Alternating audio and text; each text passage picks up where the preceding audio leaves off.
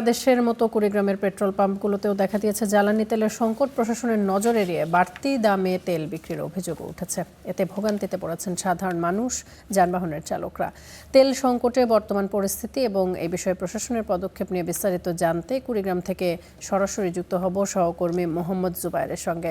জুবায়ের, শুভ সকাল আপনাকে। পেট্রোল পাম্পে কৃত্রিম যে সংকট দেখা দিয়েছে সেই সংকটের ব্যাপারে জানতে চাই। পেট্রোল পাম্প মালিকরা কি বলছেন এবং যারা গ্রাহক রয়েছেন তারাই আসলে কি বলছেন?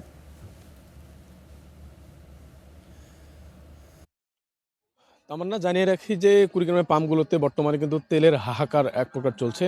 আমি এখন যে পাম্পটিতে দাঁড়িয়ে আছি সেই পাম্পটিতেই এখানে এখন পর্যন্ত আসলে কমপক্ষে ৩০টিরও অধিক মোটরসাইকেলকে এখান থেকে ফিরিয়ে দেওয়া হয়েছে।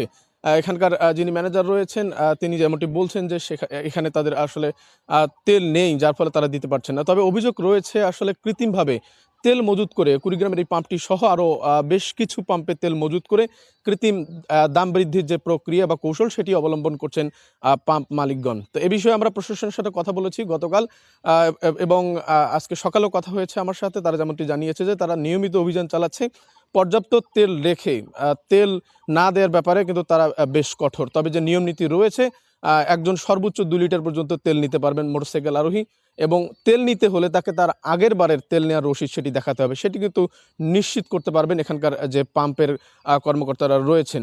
সব মিলিয়ে কুড়িগ্রামের যে কয়েকটি পাম্প রয়েছে সেগুলোতে তেল সংকট হওয়াতে অনেকটা বিপাকে পড়েছে শ্রমজীবী মানুষজন, বিশেষ করে যারা বিভিন্ন অফিসে কাজের জন্য সকালবেলা বেরিয়ে পড়েন। এছাড়াও এখানকার দূরপাল্লার যে যানবাহনগুলো রয়েছে সেগুলো অনেকটা প্রায় থেমে থাকার মতো অবস্থা। বিশেষ করে ট্রাক রয়েছে এবং এছাড়াও মাল পরিবহনের জন্য যে সকল যানবাহন রয়েছে সেগুলো আসলে থেমে থাকার মতো অবস্থা। এছাড়াও ঢাকা থেকে আসলে এখানকার যে কাঁচামাল আসার কথা সেগুলো আসলে তেল সংকটের কারণে অনেকটা দেরিতে আসায়, অথবা এই তেলের কারণে আসলে এখানকার খাদ্য সংকটেরও এক প্রকার কিন্তু প্রভাব দেখা মিলছে। যার ফলে কিন্তু সেই তেলের যেমন চড়া দাম, অন্যদিকে খাদ্যেরও কিন্তু দাম বেড়ে যাচ্ছে আসলে এখানকার সংকট তৈরি হয়। তো এই ছিল আমার কাছে কুড়িগ্রামের তেল সংকট নিয়ে সর্বশেষ।